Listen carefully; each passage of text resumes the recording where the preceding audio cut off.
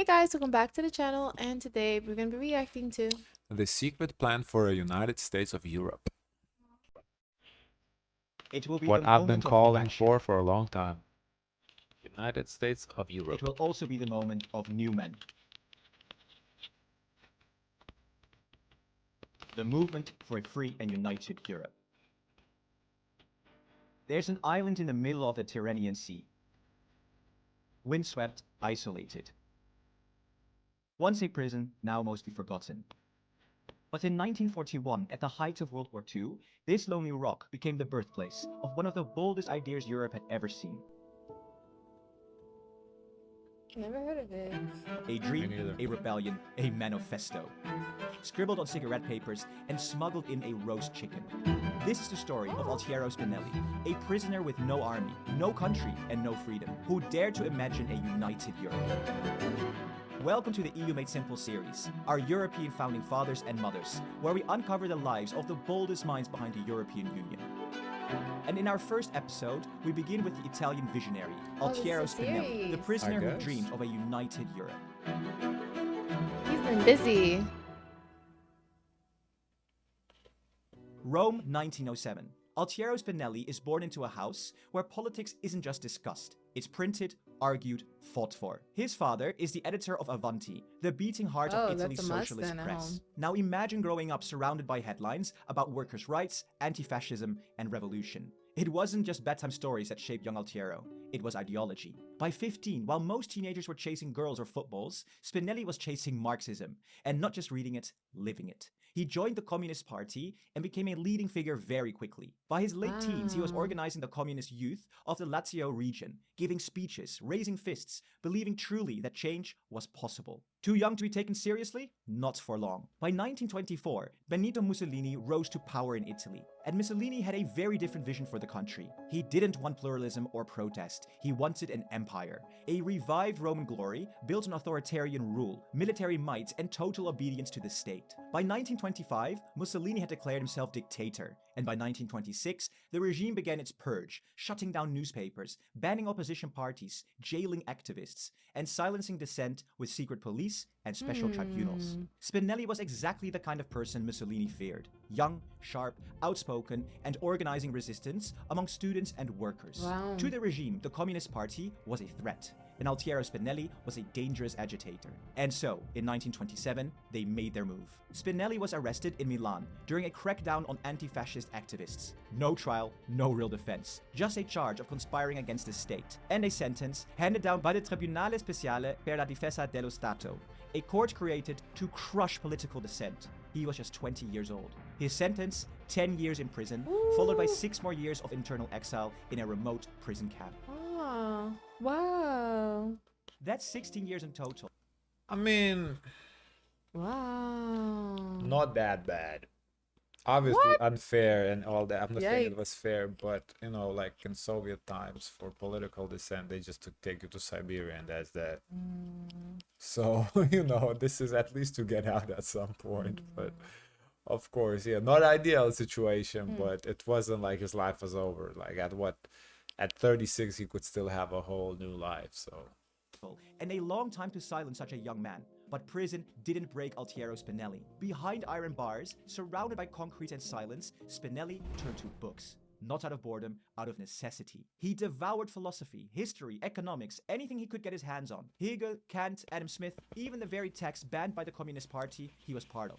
He questioned he have everything, access to even his that own in ideology. the And that was prison? That's so Oh, interesting. back then, I don't know about, you know, prisons, but I think nowadays in prisons you can have access to the But library. if Back the then, I state, don't know. if the state doesn't permit these topics for their people to have, Contraband, so it's contraband. Mm. possibly. You know, I don't think contraband is a new thing. I think it's always been a thing. was very dangerous, not just to fascists, but to communists too. He had once blindly believed the communist revolution. Like many on the European left, he had seen the Soviet Union as a beacon of working class power. But then came the news that changed everything. In Moscow, Stalin was staging the so-called show trials, a series of highly publicized, carefully scripted trials where prominent Bolsheviks were accused of treason, espionage, and sabotage. Men who had once stood beside Lenin were paraded before the cameras, beaten into confessing absurd crimes, and sentenced to death without real evidence, without real justice. It was political theater, a purge disguised as law, and Spinelli began to wonder, had one form of tyranny simply replaced the other? He spoke out, even from prison. He wrote critiques, challenged the party's orthodoxy, and when the Italian Communist Party demanded its members endorse Stalin's show trials and publicly support Stalin, Spinelli refused. And for that, in 1937, the Communist Party expelled him. The final break. From that point on, Spinelli stood alone. No party, no movement. Just an independent mind searching for a new way forward. After serving a decade in prison, the regime sent him into internal exile, this time to a remote island called Ventotene, far off the Italian coast. It was barren, windy, and surrounded by silence. But Ventotene wasn't just a place of punishment. It was where Spinelli would meet two other political exiles who were also searching for a new They just path. drop you there. Yeah, that's interesting. I didn't know about this prison that they have like an island, kind of like Alcatraz, I guess. And wait, so he's still in prison, or is he like It's a remote just, war like, camp, I guess. It's to serve basically, out the rest? yeah, it was basically 10 years, prison. and now he has another 6. No, he had 10 years of prison time and 6 years of service at the remote So camp. this is the remote 6 camp. years, Okay. yeah. But it's still prison time, though. Ernesto Rossi, a sharp-minded liberal economist, and Eugenio Colorni, a philosopher with an eye for the future. All had been crushed in different ways by the system they once trusted: fascism, communism, and nationalism. And in the solitude of the island, in between surveillance checks and echo of guards' boots, they did something remarkable. They talked, they read, they dreamed. Spinelli spent long hours talking with A lot Rossi, of people who benefit from those who are willing to give up their life in freedom. Yeah. believed Europe needed a powerful court above all nations, one that could stop any future dictator from rising, like Mussolini had. And Colorni imagined workers from different countries standing together, not fighting each other. And Spinelli threw himself into books about freedom, democracy, and how societies work. From those conversations, in the middle of World War II, while Europe was tearing itself apart, a new idea was born. Help! The manifesto. I could use a hand down here.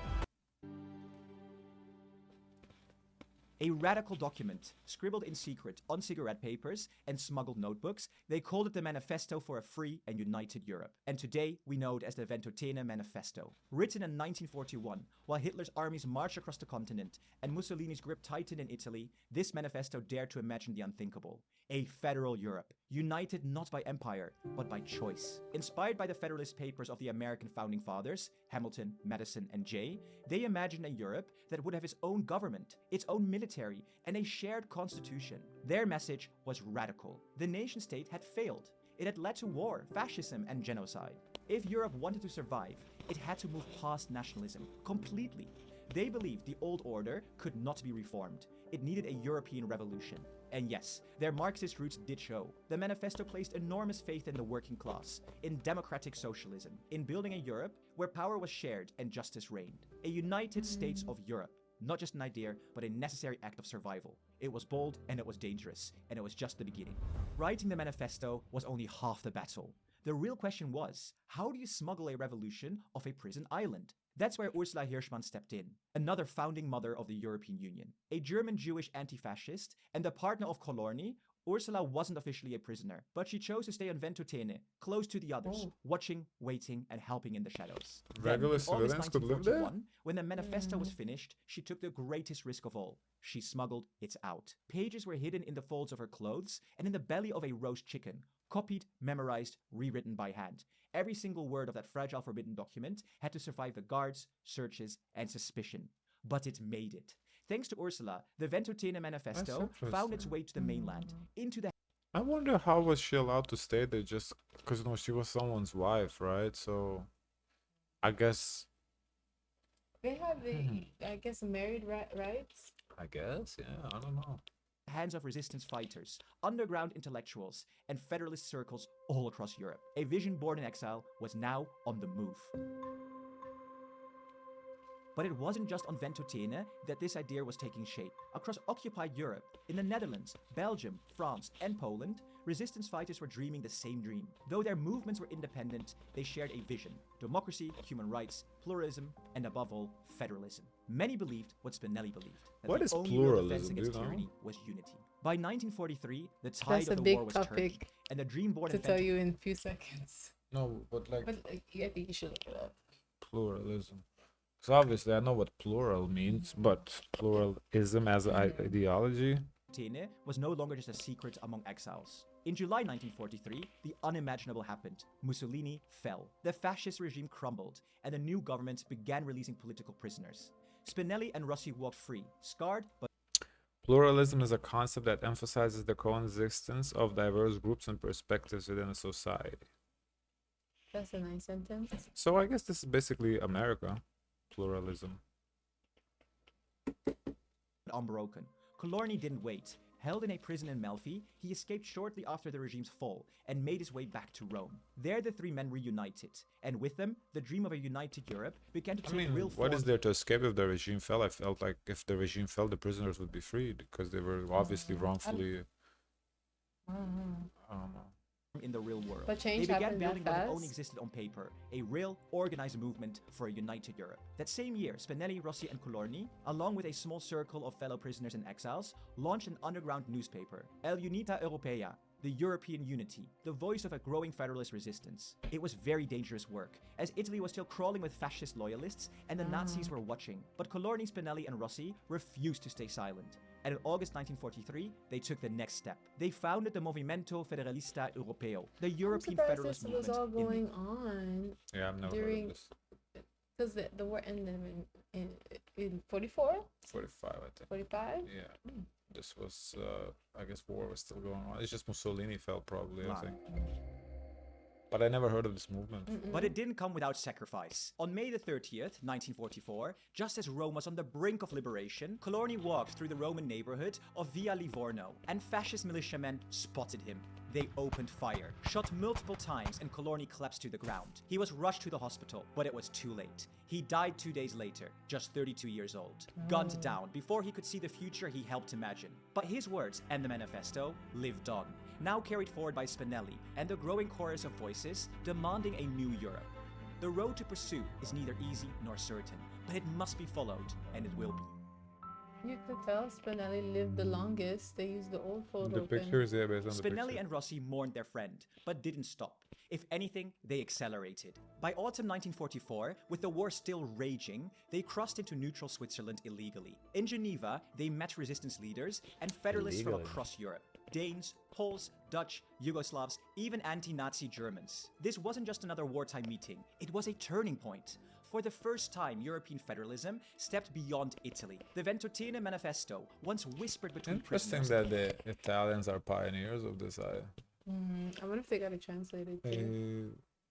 Probably. was now becoming a continental idea. In 1945, the first Federalist Conference took place in Paris. Delegates shared the same vision of a united Europe, but debated heavily over the details. Some pushed for a strong European Parliament. Others feared it was too ambitious too soon. A year later, they founded the Union of European Federalists, a grassroots push to rebuild Europe from the bottom up. Only those who have identified and accepted the European Revolution as the principal purpose of their lives are to be recruited into the movement. Day by day, with discipline, the work is to go on. How to achieve snacking perfection. Take sweet. For Spinelli, the founding of the Union of European Federalists wasn't the finishing line. It was the starting gun. With the war over and Europe rebuilding, he knew time was short. Leaders were scrambling to restore order, and national interests were very quickly returning. To most, federalism still felt like a dream, noble but unrealistic, in a broken post-war world. So Spinelli shifted gears. He stepped out of the shadows into politics. In 1946, Italy began drafting a new democratic constitution. Spinelli, now respected among Republicans, was appointed to the assembly. He worked behind the scenes, lobbying governments and pushing new manifestos to keep the federalist vision alive and tying Italy's future to a united Europe. Then, in 1950, came a breakthrough. Spinelli was appointed to the high authority of the European Coal and Steel Community. happened to In short, Rossi? the ECSC, the first real version of what would I don't know, but seems like he's kind of took a backseat a little bit. I think the video is more about Spinelli. later become the European Union. It was Europe's first true supranational institution. 6 countries joined forces to share control over the materials of war, coal and steel, so that wars would Who's never that happen country again. right For there? Spinelli, it was a massive step forward. Which one? Above Italy. Switzerland? Who? Switzerland. Oh. Coal and steel, so that wars would never happen again. For Spinelli, it was a massive step forward, but obviously not enough. The ECSC focused on economics and not politics. It was technocratic and not democratic. There was still no European constitution, no elected parliament, and no real political union. So once again, Spinelli set out to reshape the conversation, but without much avail. In the 1950s and 1960s, Spinelli found himself increasingly sidelined. While figures like Jean Monnet and Robert Schuman were celebrated as the architects of European unity, Spinelli was viewed by many in government circles as too radical, too uncompromising. Monnet's method, slow, quiet integration through economic interdependence, was winning the day. And when So the he would proposed be European like defense almost like the Bernie Sanders no? Maybe.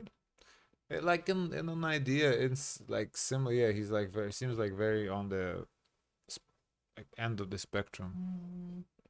Because I feel like Europe wanted something more like a EU, and it seems like that's where we headed.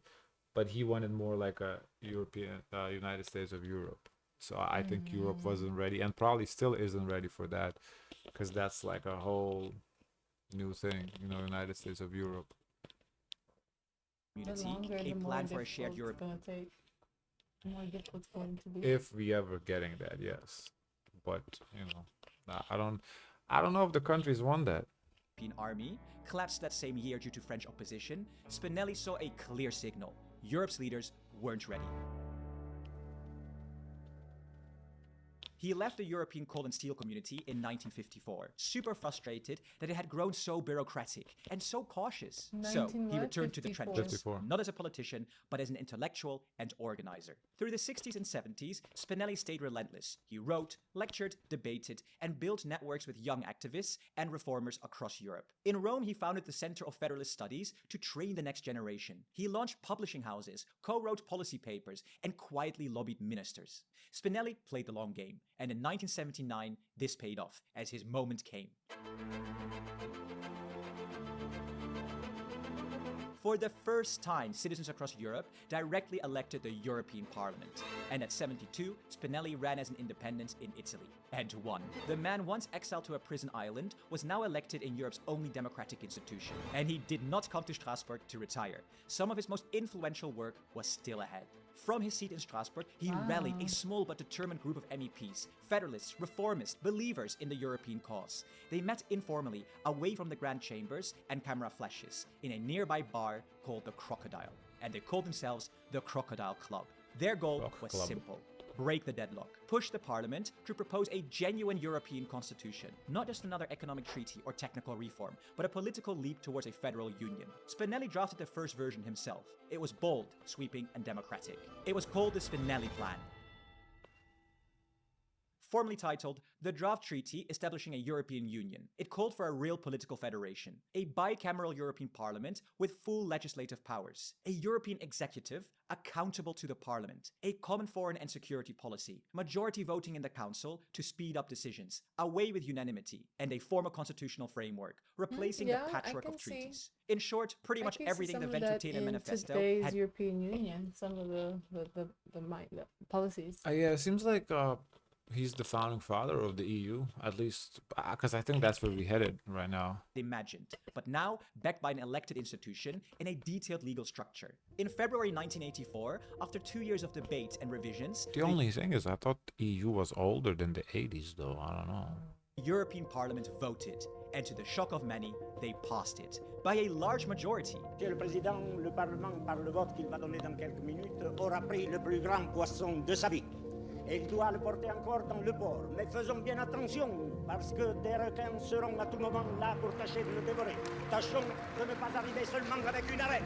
It was a historic moment, the first time a democratically elected European body had endorsed a full constitutional vision for the continent. Now, national governments didn't adopt the Spinelli Plan outright, but the momentum it generated was undeniable. The push for deeper integration gained new life. Spinelli's plan became a reference point for treaty reforms in the years to come, from the Single European Act in 1986 to the Treaty of Maastricht in 1992 and beyond. Now, even though this treaty did not become law, Spinelli had shifted the goalposts, moving European federalism from a fringe dream to a legitimate time. political goal. Whether you're a professional Living a technician long- or simply long take life, pride yeah. in maintaining your own cars, Harbor Freight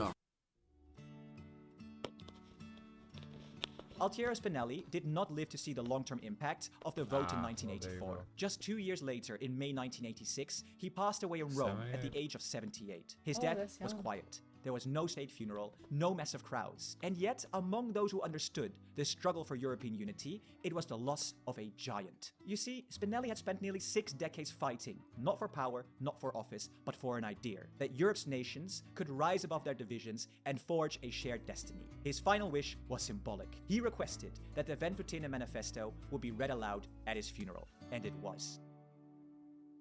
That document, once smuggled off a prison island in the belly of a roast chicken, now echoed in the halls of Parliament and the pages of treaty negotiations. To honor his memory, the European Parliament named its main building in Brussels after him, the Altiero Spinelli building. His statue stands in the lobby, not far from where MEPs passed every day, often rushing to vote, debate, or negotiate the very powers he once only dreamed they might have. Spinelli's life reminds us that the European Union wasn't just built by treaties or trade deals. It was built by people, rebels, idealists, prisoners with no armies, no borders, who believed that peace required not just diplomacy, but imagination. And perhaps most of all, perseverance.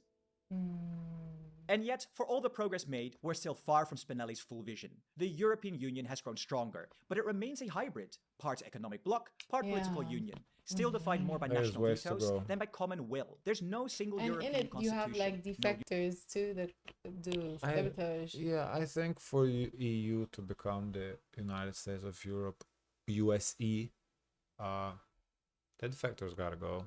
I think they gotta go. I think you just gotta kick them out, and whoever don't want to be part of USE, go. Whoever wants to stay. unified military and no Like, true I don't think every single country that's in the EU right now needs to be part of the United States. It's just like, for what? You don't want to be you 1 foot out, 1 foot in, and go. Deuces. truly federal government. His dream of a democratic federal Europe, with unity not just in markets, remains unfinished. This video was sponsored by the Union of European Federalists, a pan-European organization founded Interesting. So the union who wants to have a United States of Europe, they sponsored the video. That's interesting. Well done.